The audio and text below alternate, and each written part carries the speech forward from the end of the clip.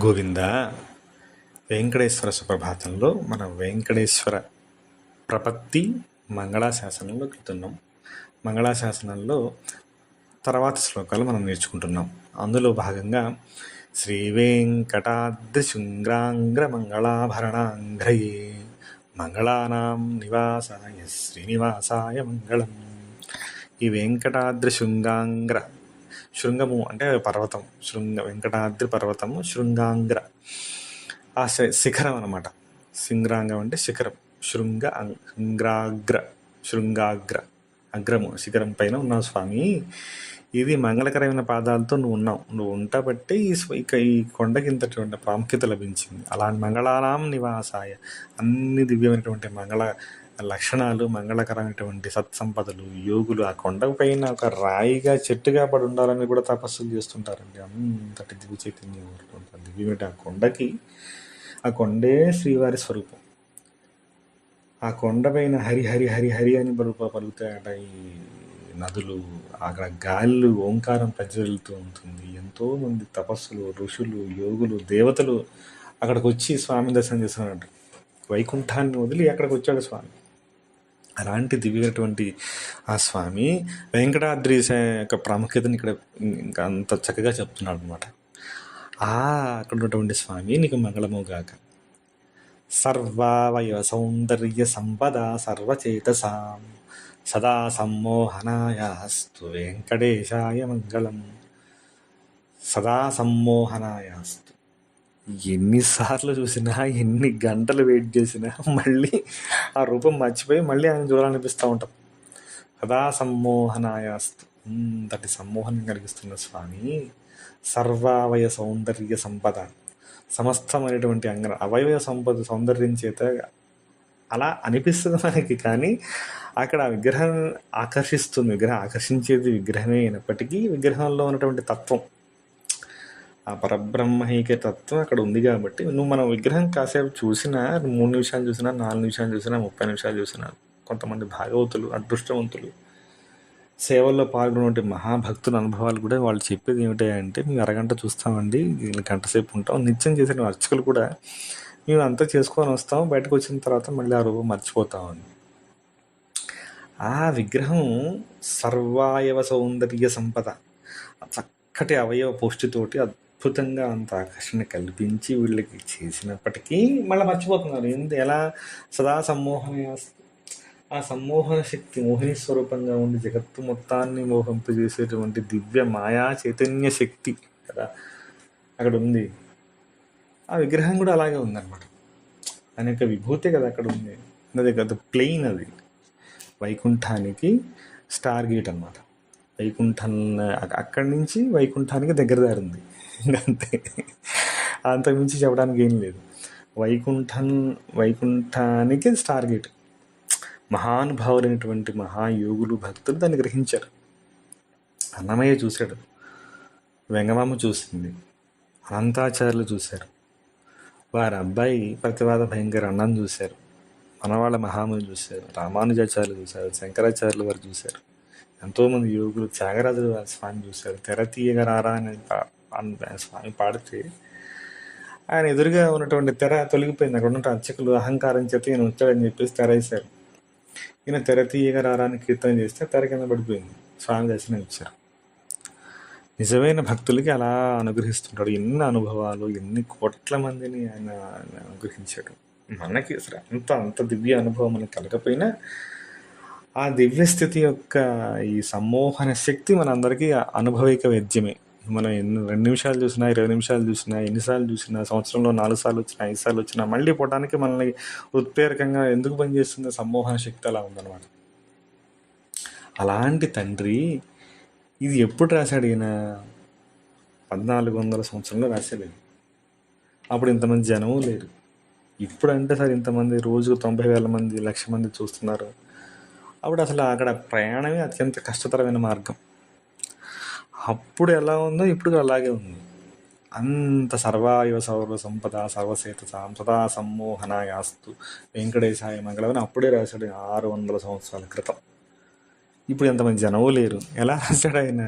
ఆ దివ్యశక్తిని, ఆ యొక్క దివ్య చైతన్యాన్ని అనుభూతి చెందాడు కాబట్టి అలా రాయగలిగాడు. ఇంకా ఏం చెప్పాడు? నిత్యాయ నిరవజ్యాయ సత్యానంద చిదాత్మని సర్వాంతరాత్మని శ్రీమద్వేంకటేశాయ మంగళం. నిత్యాయ, ఎప్పుడు ఉండేటువంటి నిరవజ్యాయ, ఎలాంటి దోషాలు లేని స్వామి, సత్యానంద చిదాత్మని, సత్యస్వరూపుడివి, ఆనంద స్వరూపుడివి, సచిదానంద స్వరూపుడి, చిత్స్వరూపుడివి, సర్వాంతరాత్మని, అందరిలో ఉన్నటువంటి దివ్య చైతన్యం ఉంది. ఆ చైతన్యాన్ని ఇలా చెప్తున్నాడు. నిత్యం ఉండేవాడివి, నిత్యాయ నిరవజ్యాయ, నీకు ఎలాంటి గుణదోషరహితాలు నీకేమి లేవు తండ్రి. సత్యానంద చిదాత్మని, సచిదానంద స్వరూపంగా ఉన్నావు. చిదాత్మని, ఆనంద స్వరూపుడివి, సర్వాంతరాత్మని, అందరిలో ఉన్నావు తండ్రి. శ్రీమద్ వెంకటేశాయ నీకు మంగళం. వెంకటాచలం మీద ఉన్నావు తండ్రి, నీకు వందనం. సత్సర్వదే సర్వశక్తయే సర్వశేషిణి సులభాయ సుశీలాయ వెంకటేశాయ మంగళం. స్వతః, తనకు తానే, స్వతః సర్వనిధే, స్వతః సర్వవిధే సర్వశక్తయే, అన్నీ తెలిసిన వాడివి, సర్వశక్తి, సమర్థ సర్వశక్తి సంపన్నుడి. ఆత్మ యొక్క లక్షణాలు ఇవన్నీ, ఆత్మ దివ్య చైతన్యం యొక్క లక్షణాలు.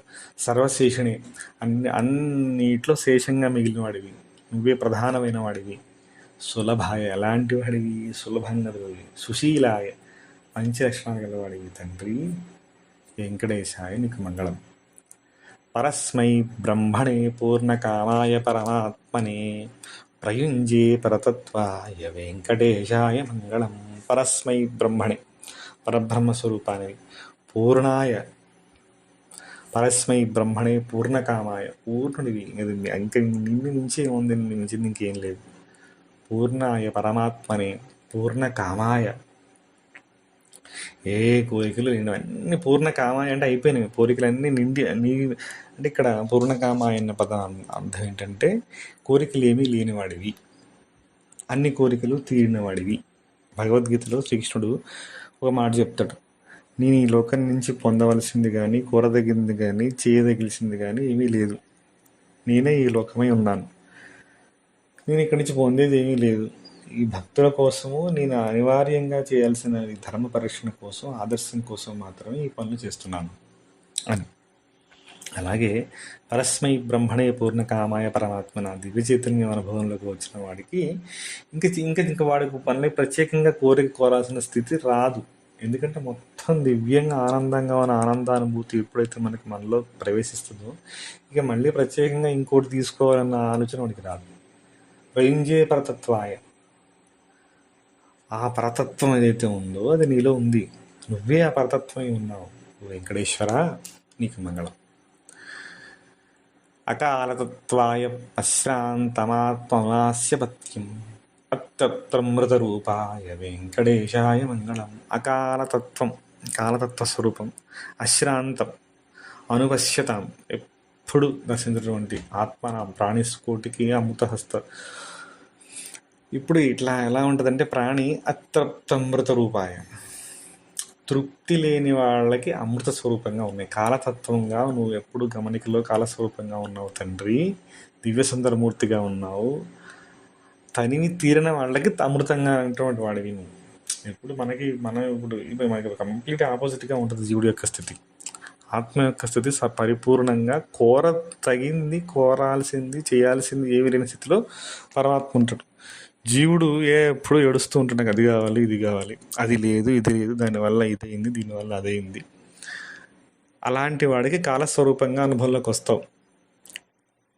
ఆ కాలతత్వమశ్రాంతమాత్మనుపశ్యతాం అత్రమృత రూపాయ అతృప్త్య అమృత రూపాయ. ఆ తృప్తి, అతి తృప్తి లేనివాడికి, మన తృప్తి ఉండదు కదా జీవుడికి, అమృత రూపుడు నువ్వు. ఎప్పుడైతే అలాంటి వాడికి అమృత స్వరూపం, ఆ తృప్తి లేనివాడు నిన్ను ఆశ్రయించి అమృత రూపంలో ఉన్నప్పుడు అప్పుడు వాడికి అమృతంగా మారుతావు.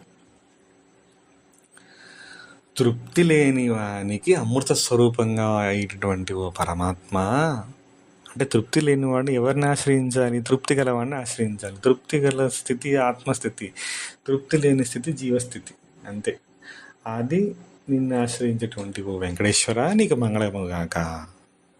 ఈ తృప్తి కలగడానికి ఏం చేయాలి వాళ్ళు? ప్రాయః స్వచరణ పుంసాం శరణత్వేన పాణినా కృపయా దిశతే శ్రీమద్వెంకటేశాయ మంగళం. అత్యుత్తమృత రూపాయి అని చెప్పారు కదా కింద శ్లోకంలో.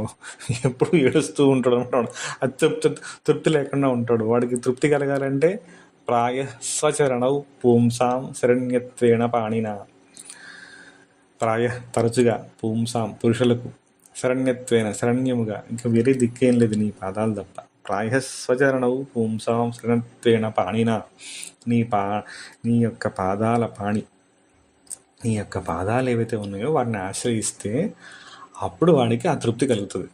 కృపయా దిశతే శ్రీమద్వెంకటేశ, అది మళ్ళీ నీ వైపు దిశ, కృపయా దిశతే, నీ వైపుకు తిరిగేటువంటి ఆ లక్షణాన్ని కూడా మాకు రావాలి కదా. మరి ఫలానా చోట ఆశ్రయించాల్సిన పెన్నిధి అక్కడ ఉన్నది అని చెప్పి ఈ తృప్తిగా ఉన్న అతృప్తి ఉన్నవాడికి, తృప్తి లేకుండా ఏడుస్తున్నవాడికి అది తెలియాలి కదా. అది ఆశ్రయిస్తూనే వస్తుందని. ఆ లక్షణం కూడా మాకు లేదు తండ్రి. ఇక్కడ అడుగుతున్నాడు, నిన్ను ఆశ్రయించమని నువ్వే మాకు నీ పట్ల ఆ బుద్ధి కలిగించు తండ్రి అని. ప్రాయ స్వచరణ పుంసాం శరణత్వేన పాణినా కృపయా దిశతే, నీ వైపు తిప్పుకో తండ్రి. శ్రీమద్వెంకటేశాయ మంగళం. మానవులందరికీ వెంకటేశ్వర స్వామి పాదాలే శరణ్యానికి, వేరే మార్గం లేదు. అలాంటి నీ దివ్యమైన పాదాలకి నమస్కారం తండ్రి. ఇక ఎలాంటివి ఆ పాదాలు? దయామృత తరంగిణ్యా తరంగైరవ శీతలై అపాంగై చింతతే విశ్వం వెంకటేశాయ మంగళం. దయామృత తరంగిణ్యై తరంగైరవ శీతలై, దయతో కూడిన అమృత తరంగాలు, అవి కూడా తరంగైరవ శీతలై. శీతలై అంటే చల్లగా ఉన్నాయి. దయతో ఉన్నటువంటి అమృత తరంగాలు అవి మళ్ళీ పైగా చల్లగా ఉన్నాయట. దయ అనేటువంటి అమృత నది చల్లగా ఉంది. అపాంగై, అపాంగము అంటే ఆ చూపులు, కటాక్షములు. అపాంగము అంటే చూపులు అనమాట. ఎలా ఉన్నవి అంటే దయామృత తరంగైరవసి, చల్లని చూపులు ఆ నదిలాగా, చక్కటి దయామృత సముద్రంలాగా, నదిలాగా వస్తున్నాయట. దయామృత తరంగిణి అంటే నది, దయామృత తరంగిణి, అది నీ యొక్క చూపులు చల్లగా నదిలాగా ప్రవహిస్తూ ఉన్నాయి. అపాంగై చించతే విశ్వం తరంగైరవ శీతలై, ఆ తరంగాలు కూడా చల్లగా ఉన్నాయట నీ చూపులు. అపాంగై చించతే విశ్వం, ఆపాంగము అంటే చూపు, నీ దృష్టి అంత బాగా ఉందనమాట. ఆ నది ఆ స్వామి కిందనే ఉంది కదా నది, విరజా నది. ఈ స్వామి యొక్క పాదాలు, వైకుంఠంలో విరజా నది స్వామి పాదాల కింద ఉంది. అలా అది అంతకన్నా గొప్పగా ఉన్నది ఏంటి? స్వామి యొక్క చూపులు, స్వామి యొక్క దృష్టి అంత బాగా. దయామృత తరంగైరవ శీతలై, చల్లటి ఆ చూపులు, ఆ నది దయాతో ఉన్నటువంటి నదిగా ఉంది. అలాగా ఉన్న స్వామి చించతే, అది తడుపుతూ ఉందన్నమాట. ఎవరిని? నిన్ను ఆశ్రయించిన వారిని. ఇందాక శ్లోకంలో చెప్పాడు బాబు, అతృప్తై, ఎప్పుడు ఏడుస్తూ ఉన్నటువంటి ఆ జీవుడు నీ పాదాలు ఆశ్రయిస్తున్నాడు. ఆశ్రయించిన వాడికి నీ దయ అనేటువంటి దృష్టి చేత వాడిని తడిపి సంతృప్తి పరుస్తూ ఉన్నటువంటి చల్లటి నదీ ప్రవాహం అనేట చూపులు గల తండ్రి, నీ పాదాలకు మంగళమగును గాక. ఇంకా ఈ మంగళాశాసనాల్లో శ్లోకాలు మళ్ళీ చూద్దాం. గోవింద గోవింద.